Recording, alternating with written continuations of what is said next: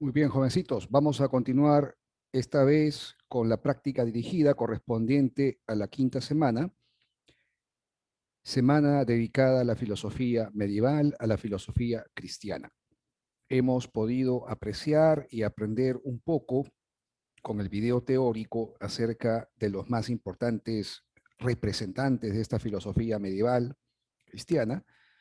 Han visto el pensamiento de San Agustín, las líneas más importantes de su filosofía. Evidentemente no se ha abarcado todos los elementos, pero sí la concepción de San Agustín con respecto a Dios, la relación que Agustín nos plantea en torno a la fe y la razón.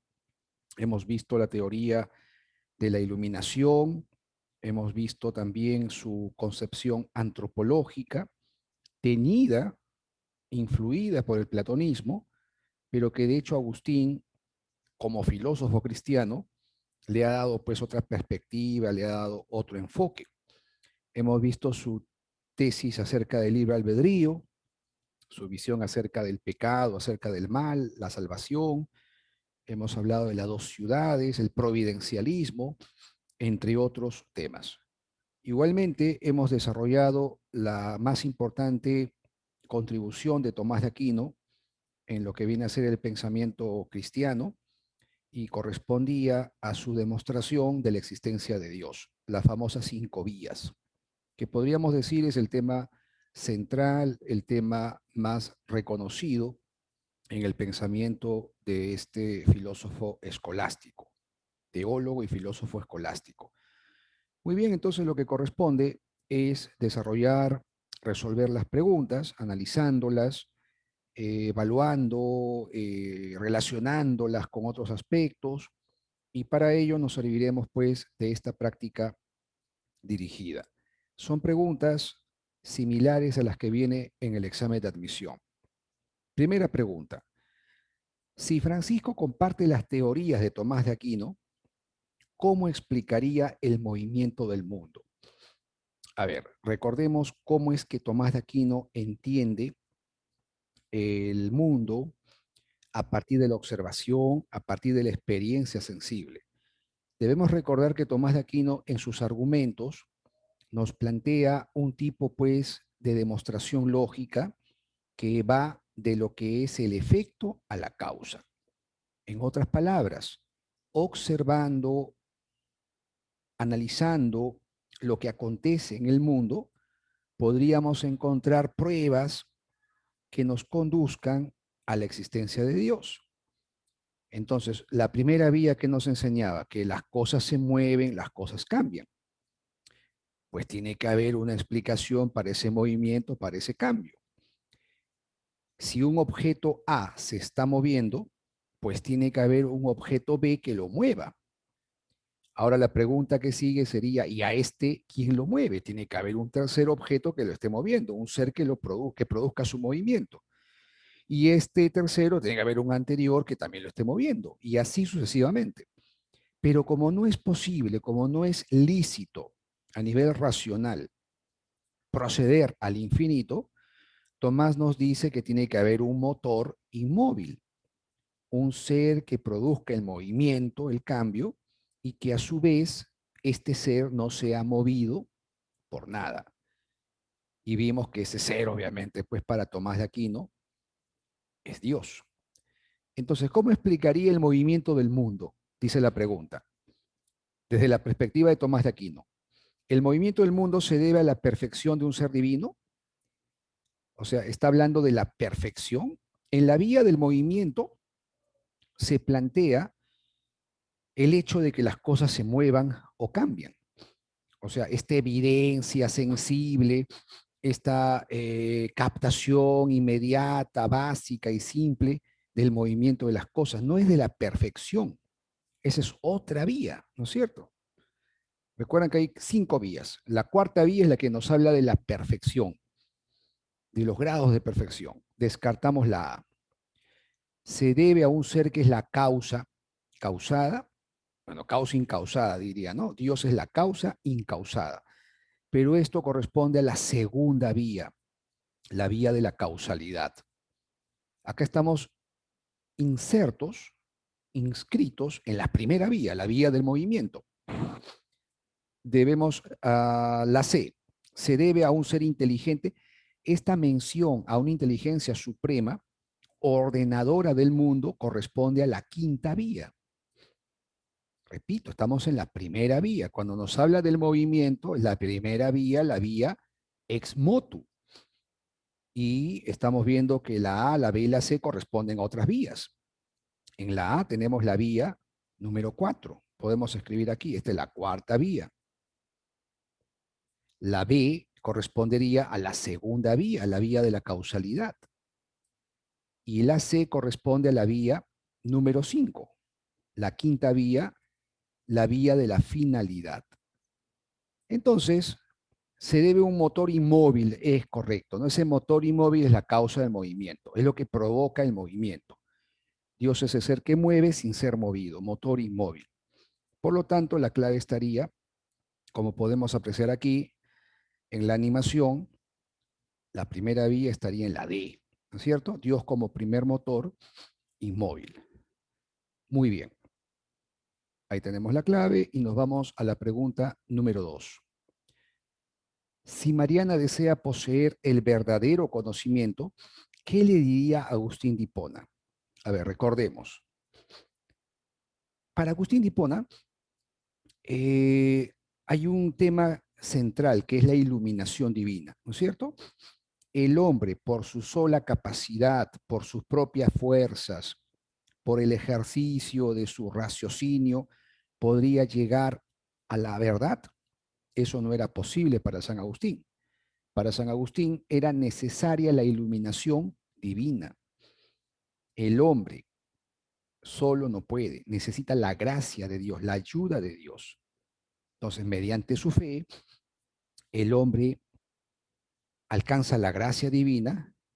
Con esta iluminación divina es que puede acceder a la verdad. Y recordarán que para San Agustín, la verdad no está afuera. ¿Recuerdan la lectura? No busques afuera, busca dentro de ti. La verdad está en el interior, en tu alma. Con lo cual podemos decir que la clave se encuentra en la C, ¿no es cierto? Que Dios, mediante la fe que el hombre tiene, en él obviamente, ilumina el alma humana y le permite al hombre acceder a ese conocimiento verdadero, acceder a las verdades que están en su interior, en su alma. Entonces tenemos una pregunta acerca de San Agustín, su concepción del conocimiento, de la verdad. ¿Es la verdad? Gracias a la iluminación divina. Y también la interioridad de la verdad.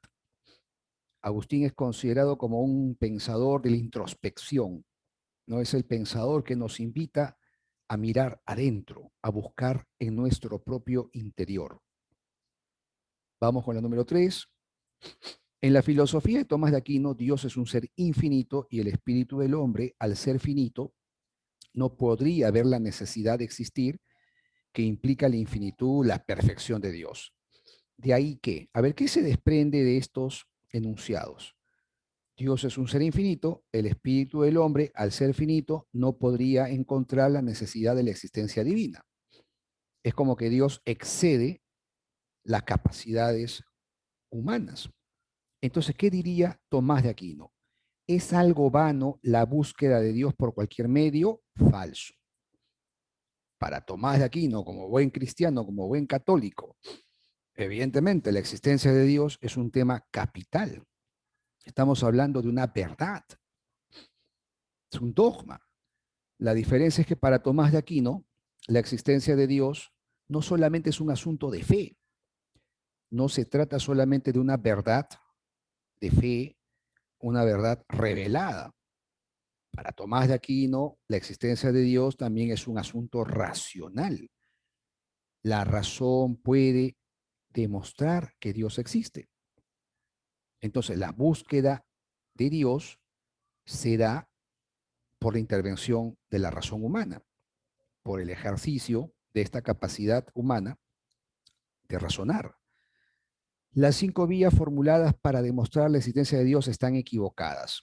Esto no se desprende, obviamente, ¿no? Las 5 vías se supone que están orientadas a demostrar la existencia de Dios, y si lo vemos dentro de la lógica del pensamiento de Tomás de Aquino, repito, o sea, si analizamos las 5 vías dentro de la lógica, dentro de las premisas que maneja este filósofo y teólogo, pues tienen consistencia, ¿no? Dentro de su pensamiento aristotélico, este pensamiento que maneja conceptos como de causalidad, etcétera, entonces tienen cierta lógica. Yo no puedo ver a Dios, yo no puedo captar a Dios de ninguna manera. Dios no es evidente. Ya, perfecto. Entonces yo necesito pruebas, yo necesito indicios, evidencias, pero no las voy a encontrar directamente en Dios, sino que tengo que ver el mundo. O sea, yo observaré el mundo, voy a estudiar el mundo, y a partir de ese estudio del mundo puedo yo deducir, puedo yo inferir la existencia de Dios. Y eso lo hago mediante la razón.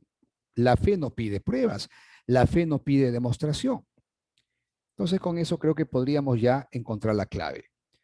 No existe ninguna prueba que demuestre la existencia de Dios. Falso, pues Tomás de Aquino nos presenta 5 vías, 5 argumentos, 5 pruebas. La existencia de Dios no es evidente, correcto. No podemos captar a Dios de manera directa, y por ello requiere una demostración. La razón humana busca esa demostración de la existencia de Dios. Por lo tanto, la clave tiene que ser C. Muy bien, pasamos a la cuarta pregunta. Agustín. La doctrina agustiniana está influenciada por la filosofía de Platón. Es por ello que, al igual que Platón, Agustín considera que las esencias están separadas de las cosas. Sin embargo, según Agustín, estas formas, a ver, recordemos la filosofía platónica. En resumen, así de manera general, Platón nos hablaba pues de ideas, modelo, paradigmáticas, arquetípicas, esencias, formas, que eran para Platón los modelos eternos, perfectos, inmutables de las cosas del mundo sensible. ¿Recuerdan ustedes su famosa teoría de las ideas? O sea, en el pensamiento platónico hay esencias, hay formas, hay ideas que son los modelos originales, digamos así, verdaderos, auténticos, perfectos de las cosas del mundo sensible, que serían pues aparentes, que serían inferiores en realidad, ¿no? Serían como una sombra, nos decía Platón, de esas ideas modelo. Para Platón, las esencias, las formas están fuera de las cosas, vienen a ser los modelos de las cosas. Las cosas son copias, imitaciones de esas formas o esencias eternas, universales y perfectas. Eso es Platón. Pero si ubicamos esa teoría platónica en el contexto del pensamiento cristiano de San Agustín, es evidente que va a adoptar otro enfoque, ¿no? Para Agustín de Hipona hay un ser supremo, hay un ser verdadero, hay un ser que existe y es Dios. Y entonces lo que nos enseña San Agustín, ¿saben qué es? Que esas ideas, esas esencias, esas formas platónicas existen en la mente divina. Eso es lo interesante, ¿no? Ese mundo de ideas platónico, pues corresponden al pensamiento de Dios. Las ideas platónicas, modelo de las cosas, son o están, perdón, en la mente divina. La clave sería entonces barco. Agustín de Hipona adoptó la teoría platónica de las ideas y las adapta la teoría de las ideas a su concepción cristiana. Por ello sostenía que las ideas eternas, platónicas, digamos, no existían en un mundo aparte, sino en la mente divina. O sea que Dios tiene en su mente, en su pensamiento, a esas ideas, a esas formas, a esas esencias que son modelo de las cosas. Eso es un poco la variante cristiana, ¿no es cierto? Es un poco la dirección distinta que le da Agustín de Hipona a la teoría platónica de las ideas. Vamos a las 5. Una de las obras más importantes en el pensamiento de San Agustín es La ciudad de Dios, en donde nos plantea una visión providencialista de la historia. Esta obra de Agustín la ciudad de Dios, para muchos nos presenta una filosofía de la historia. Es decir, en la ciudad de Dios encontraríamos una manera de entender los acontecimientos, ese devenir de los pueblos o de los hombres, ¿no? La historia humana, cómo se interpreta a la luz del pensamiento de San Agustín. ¿Qué nos diría San Agustín en esa obra? Que los acontecimientos, que los hechos de la historia, lo que hacen los seres humanos, los pueblos, obedece al plan divino. Es decir, los acontecimientos históricos no obedecen a la voluntad humana. No es el hombre el que moldea la historia según su voluntad, según su inteligencia, etcétera. No, no, la historia ya está trazada. El devenir de los acontecimientos humanos sigue un camino marcado, trazado por Dios. Es el plan divino el que se tiene que cumplir. No va a ocurrir nada en la historia humana que no provenga, que no se base en esa voluntad divina. Entonces, ¿qué podríamos marcar? El providencialismo señala que Dios dirige el curso de la historia. Es la voluntad divina, el plan divino, el que se cumple en este devenir histórico del hombre. La clave sería entonces barco. Eso se llama providencialismo y repito, es una tesis de San Agustín, que luego se va a repetir, se va a reproducir en otros pensadores. Hay muchos pensadores que tienen esta visión providencialista, esta visión teocéntrica, esta visión teológica de la historia. Agustín lo planteó en ese tiempo. Vamos a la número 6. Para San Agustín el mal es considerado como la ausencia del bien.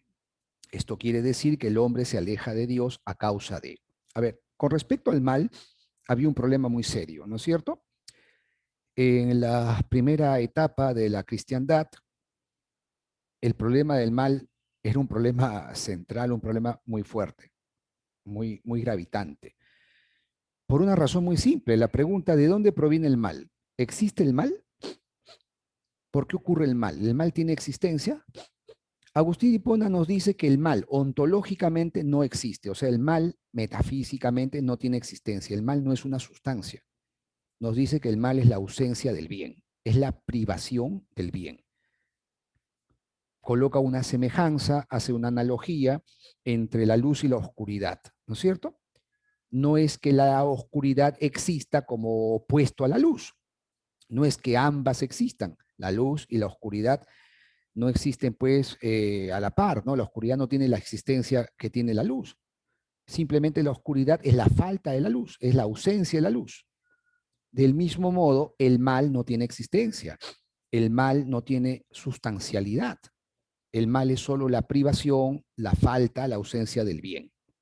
Pero si trasladamos esto al mal en el acto humano, o sea, el mal moral, el mal como pecado, Agustín nos dio una respuesta y que todavía muchos siguen repitiendo esa respuesta, ¿no? Esa solución de San Agustín. Es la idea de que el mal proviene del libre albedrío del hombre, ¿no es cierto? El mal proviene no de una existencia real o de repente del propio Dios, lo cual sería contradictorio. El mal no puede venir de Dios porque Dios es el supremo bien. Entonces, la solución que nos ofrece Agustín es que el mal tiene como causa, como origen, a la libre voluntad del hombre. El hombre elige por sí mismo. Y cuando el hombre elige a los bienes materiales, la vida inferior, de los placeres, de la concupiscencia, alejándose de Dios y de su voluntad y de su plan, desobedeciendo a Dios, dándole la espalda a Dios y orientando su vida a las cosas negativas e inferiores, entonces ahí tienes el origen, tienes la explicación del mal. El mal surge entonces por el libre albedrío del hombre, cuando éste elige las cosas inferiores en lugar de elegir a las superiores vinculadas con Dios.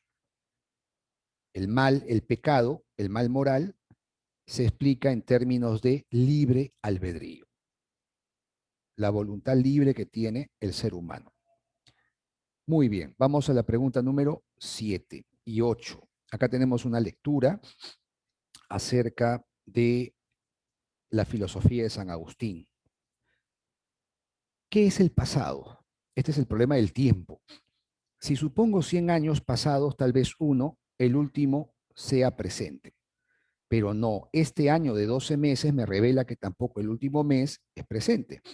Ni es presente el último día, ni lo es la última sílaba que pronuncio. El pasado no es porque ha dejado de ser. Ojo con ese dato, ¿no? El pasado no es. El pasado es nada, ¿correcto? Entonces, si uno analiza lo que es el pasado, no tiene realidad, o sea, no tiene existencia. El pasado es nada, el pasado es no ser. Ahora, si contemplo el futuro y pienso que de 100 años uno es presente, veré inmediatamente que no es presente ni tan solo el primer mes futuro, ni la sílaba que pronunciaré en un instante posterior al actual. El futuro no es porque todavía no es. Segundo dato, entonces, habíamos dicho que el pasado es no ser, el pasado es nada, el pasado no existe, el pasado no es. Lo mismo el futuro tampoco es, todavía no es. El pasado ha dejado de ser y el futuro todavía no es. Si el presente es el límite entre dos nadas, nada es el presente. Mira este argumento curioso. Hemos dicho que el pasado no es, el futuro no es. Y si entendemos que el presente es lo que está entre el pasado y el futuro, y si el futuro y el pasado son nada, entonces el presente tampoco es nada. Nada sería el presente. Tendríamos una especie de disolución del tiempo. Si buscamos una realidad al tiempo, no la vamos a encontrar. No hay pasado, no hay futuro, no tienen ser, el presente tampoco. Dice, si el presente es el límite entre dos nadas, nada es el presente. Pero, ¿y mi vida? Mi vida que está tejida con el tejido de este tiempo que no es, tal es el meollo de la duda vital que vivió San Agustín. Aquel autor hace referencia al argumento, a la reflexión sobre el tiempo que tiene San Agustín. Entonces estamos entre dos nadas, por así decirlo, ¿no? Es como que mi vida está tejida del no ser. ¿Por qué? Porque mi vida transcurre entonces entre el pasado que no es y el futuro que no es. Pasado, futuro son no ser, son nada. Y mi vida entonces estaría como tejida, dice, ¿no? Estaría como tejida del no ser. En efecto, el pasado tiene un sentido y lo tiene porque tenemos memoria. Y el presente tiene sentido porque poseemos atención. Y el futuro tiene sentido porque podemos prever. De estos tres tiempos, la memoria tiene una clara primacía. En primer lugar, porque sin ella no tendríamos sentido del presente ni del futuro. Este tiempo que sentimos es, por otra parte, tiempo espiritual y la memoria, imagen móvil de la eternidad. Bueno, en resumen, se puede afirmar que para Agustín lo que llamamos tiempo, ¿no? Lo que concebimos como tiempo, se puede interpretar en función del alma, ¿no? O sea, el tiempo tendría aquí un carácter subjetivo, espiritual, como dicen aquí. El tiempo, si lo vemos como realidades, si vemos el tiempo como objetividades, como seres, pues es mentira, es falso. Ya hemos explicado, según San Agustín, el pasado no es, el futuro no es, el presente tampoco sería. ¿Cómo se interpretaría entonces el tiempo? El tiempo entonces tiene sentido en función del alma, en función de la mente, de la conciencia, diría el autor, ¿no? ¿Qué entendemos por pasado? Lo que corresponde a la memoria. ¿Qué entenderíamos por presente? Lo que corresponde a la atención. Y lo que llamamos futuro tiene que ver con la previsión. ¿Se dan cuenta? O sea, pasado en términos de memoria, presente en términos de atención y futuro en términos de previsión. Memoria, atención y previsión corresponden a actividades del alma, son cuestiones espirituales. Entonces el autor nos está aquí explicando esta concepción del tiempo que maneja San Agustín. Vamos con las preguntas ahora. ¿Es correcto afirmar que, de acuerdo con el texto, el presente es el paso del pasado al futuro? El futuro existe como acontecimientos que todavía no suceden. Pasado existe como acontecimiento ya sucedido. Pasado y futuro solo existen por nuestra memoria y por la previsión. ¿Qué es lo que nos ha dicho la lectura? Recordemos, el pasado tiene un sentido y lo tiene porque tenemos memoria. Y el presente tiene sentido porque poseemos atención. Y el futuro tiene sentido porque podemos prever. Por lo tanto, ahí está la explicación, cómo es que se entiende el tiempo, ¿no? Pasado en función de memoria, presente en función de atención, futuro en función de previsión. La clave sería entonces dedo, ¿no es cierto? Según el esquema que nos presenta la lectura, ¿no? Es la concepción del tiempo que maneja San Agustín. Muy bien, tenemos la número 7, vamos a la número 8. De acuerdo con el texto, nuestra vida, al igual que el tiempo, se encuentran tejidos en él. A ver, recordemos qué nos dice la lectura. Eso está aquí, en el primer párrafo al final. El futuro no es porque todavía no es. El pasado no es porque ha dejado de ser. ¿No recuerdan este pasaje y este otro? Estas líneas, recuerden. El pasado ya perdón. El pasado no es porque ha dejado de ser, ya no es. El futuro no es porque todavía no es. Y luego dice, ¿no? Mi vida que está tejida con el tejido de este tiempo que no es. Si el presente se limita entre dos nadas, nada es el presente. El no ser sería, ¿no? La nada también pudo haber sido. Se puede afirmar que nuestra vida, al igual que el tiempo, están tejidos de nada, el no ser. La clave sería barco. Pudo haber sido la respuesta nada también, ¿no? La nada. Profe, ¿por qué no es vacío? ¿Por qué no se alude al vacío en términos de ausencia de cuerpos, ausencia de objetos corpóreos, ¿no? Se entiende más bien la nada, el no ser, lo que no tiene ser, lo que no existe. En ese sentido es que nos habla la lectura acerca del tiempo. Muy bien, vamos a la pregunta número 9.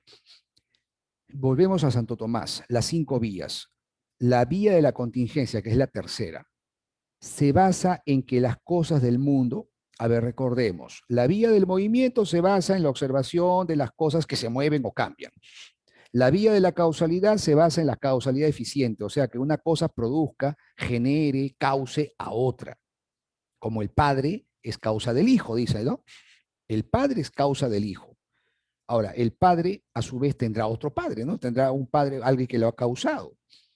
Vamos a poner el padre del padre. Entonces, eso correspondería a la vía de la causalidad. La vía de la contingencia se refiere al hecho de que los seres son contingentes, es decir, pueden o no existir. De eso parte la vía de la contingencia. Este objeto existe, pero pudo no existir. Yo existo, pero pude no existir. Tomás nos dirá que las cosas del mundo, el mundo mismo, pudo no existir. Pero entonces no habría nada. No habría nada. Sin embargo, vemos que hay un mundo. Entonces tiene que haber algo que no es contingente, sino que es necesario. Y ese ser necesario viene a ser el fundamento y causa de los seres contingentes. Si no hubiera ese ser necesario, no habría nada, pues. Ese es el argumento que nos da Tomás de Aquino en la tercera vía de la contingencia. 10. Según Agustín de Hipona, la mente humana es limitada e imperfecta, entonces no puede llegar a conocer las verdades eternas. Por ello es necesario, según San Agustín, la iluminación a través de la intervención divina. Esto quiere decir que el hombre puede ser independiente en el conocimiento. No, pues si está diciendo que necesita de la intervención divina, el hombre no es autónomo, el hombre no es independiente, necesita de el conocimiento de la verdad que el hombre realiza depende de otro ser, en este caso de Dios. No es independiente, no es autónomo. Nunca se podrá conocer la realidad ni con la ayuda de Dios, pero es lo contrario. Con la ayuda de Dios sí vas a conocer la verdad. Lo que nos está diciendo Agustín es que solo y solo con la ayuda de Dios es que podemos alcanzar la verdad en nuestro interior. Dios otorga una capacidad al hombre para captar la verdad. Esto se acerca más, ¿no? La entidad divina otorgará fe al hombre que tenga la razón. La última no tiene nada que ver, ¿no? O sea, aquí nos está hablando de la atención, del vínculo entre fe y razón. Se está hablando fundamentalmente de cómo se llega a la verdad. Y para Agustín se llega a la verdad gracias a la iluminación divina, en virtud de la iluminación divina, la gracia de Dios, la intervención de Dios. Por lo tanto, la clave tiene que ser cerebro. Dios otorga la gracia, digamos así, el modo con el cual el hombre puede captar la verdad. Esa es la famosa teoría de la iluminación de San Agustín. El hombre solo encuentra la verdad gracias al auxilio divino. 11.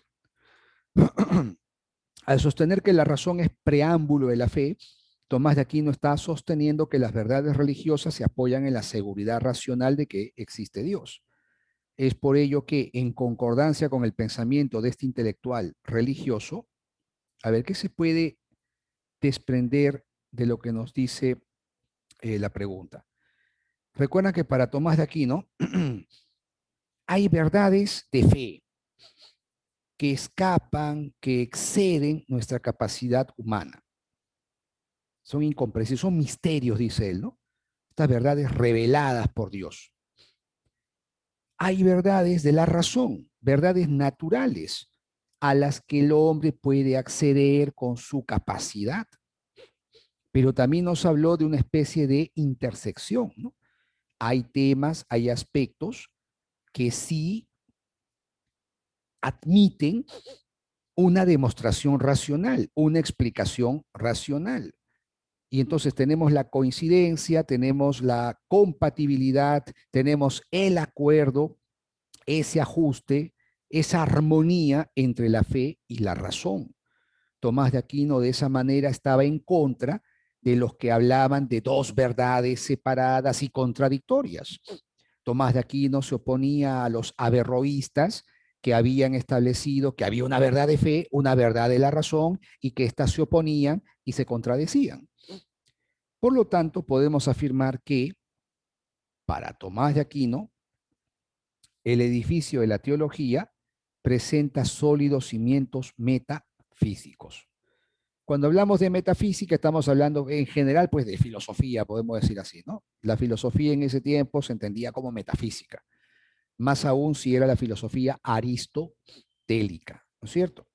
Entendemos metafísica como esta visión filosófica que trata sobre cosas trascendentes, fundamentales en la realidad. Y obviamente, al ser parte de la filosofía, tienen que ver con la razón, tienen que ver con la actividad natural del hombre, ¿no? Que es la razón. Entonces, hablar de Dios también tiene fundamentos racionales, ¿no? Como dicen algunos textos, ¿no? Tomás de Aquino pretende fundamentar racionalmente la fe. Correcto, la fe con fundamentos racionales. Vamos a la 12. En la filosofía del agustinismo se puede encontrar la defensa hacia la idea.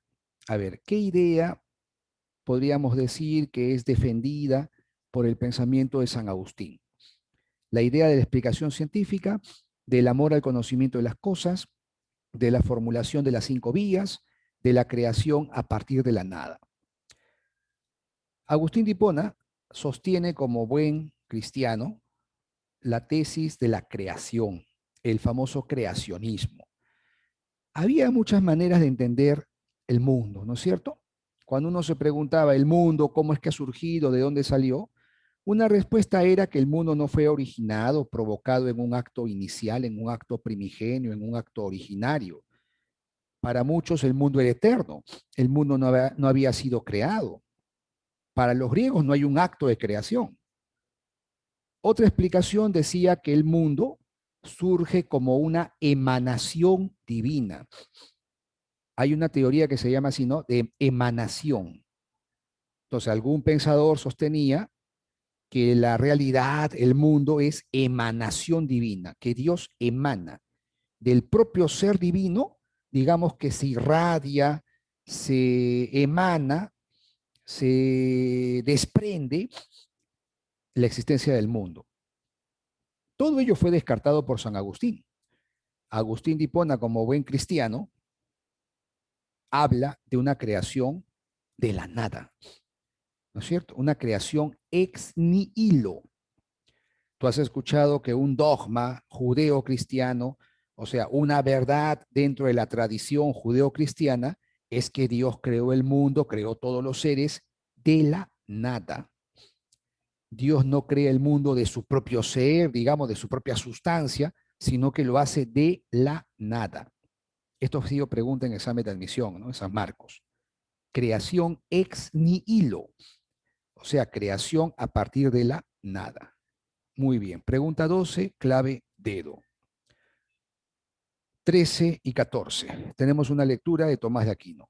Aunque una verdad de la fe exceda la capacidad de la razón humana, no por eso las verdades racionales son contrarias a las verdades de la fe.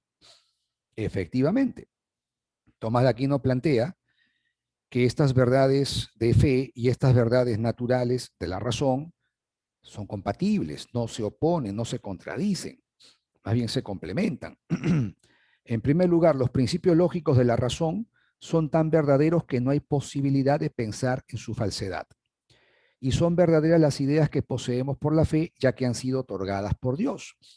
Luego, puesto que solamente lo falso es contrario a lo verdadero, no es posible que los principios racionales sean contrarios a las verdades de la fe. Obviamente, ¿no? Los principios de la razón y los principios de la fe, ambos son verdaderos. Y si ambos son verdaderos, no se contradicen. No son contrarios los unos de los otros. Además, lo que es proporcionado por el maestro en el alma del discípulo pertenece a la ciencia del maestro, a no ser que enseñe con engaño, lo cual no es lícito afirmar de Dios. Ahora bien, nuestra capacidad racional ha sido proporcionada por Dios, ya que Él es nuestro creador. Luego, estas capacidades racionales están contenidas en la sabiduría divina. Por consiguiente, todo lo que sea contrario a ella será también contrario a la sabiduría divina.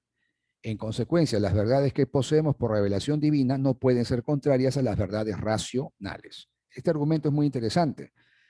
Los seres humanos tenemos una capacidad racional. Se asume que esta capacidad racional, ¿quién nos la ha dado? ¿Quién me ha otorgado a mí mi capacidad racional? Dios. Correcto. Es la sabiduría divina la que me ha permitido tener a mí esta capacidad racional. Es la idea del hombre como imagen de Dios, ¿no? El hombre como imagen y semejanza de Dios. En mi capacidad racional se encuentra reflejada la sabiduría divina. Es evidente que en grados distintos, en niveles distintos. La sabiduría divina es infinita, es absoluta. Mi capacidad racional es relativa, es finita. Pero aún así, mi capacidad racional es una especie de reflejo, de indicio, de muestra de esa sabiduría divina. Muy interesante. Por eso dice, lo que sea contrario a ellas, a mis capacidades racionales, va a ser contrario a la sabiduría divina. Qué interesante. En consecuencia, las verdades que poseemos por revelación divina no pueden ser contrarias a las verdades racionales. El hombre tiene una capacidad racional que es como una especie de reflejo de la sabiduría divina. Entonces, la sabiduría divina no se puede equivocar. Nuestras capacidades racionales no se van a equivocar. Por eso nos dijo al comienzo, los principios lógicos de la razón son tan verdaderos que no hay posibilidad de pensar en su falsedad. La capacidad racional del hombre, cuando el hombre piensa, utiliza correctamente su razón, van a llegar a la verdad. Entonces, la verdad que establece la fe, la verdad revelada por Dios, la verdad que corresponde a lo divino, va a coincidir, va a ser compatible, se va a complementar, va a entrar en armonía con las verdades que obtiene mi capacidad racional. No se van a oponer, no se van a contradecir. Todo esto es lo que nos dice Tomás de Aquino. Vamos a las preguntas. En concordancia con el texto, lo que es verdadero a la razón contradice los principios lógicos verdaderos. No, pues es lo contrario, ¿no? Obvio. Lo que es verdadero a la razón es verdadero de suyo. La capacidad racional, nos ha dicho, es una especie de semejanza, ¿no? De la sabiduría divina. No puede contradecir los principios lógicos verdaderos. Lo que es verdadero a la razón es proporcionado por Dios a través de la fe. O sea, lo que es verdadero a la razón lo proporciona Dios a través de la fe. Se supone que es verdadero para la razón, no para la fe, te está diciendo, ¿no? ¿Está comprendido dentro de la sabiduría divina? ¿Está comprendido dentro de la sabiduría divina? O sea, lo que es verdadero a la razón, de algún modo, pues es compatible, es congruente con lo que la sabiduría divina nos determina. La lectura nos ha dicho en esta parte, vamos a recordarla, nuestra capacidad racional aquí ha sido proporcionada por Dios, ya que Él es nuestro creador. Luego, estas capacidades racionales están contenidas en la sabiduría divina, están comprendidas en la sabiduría divina. Ahí estaba la respuesta, ¿no es cierto? La C.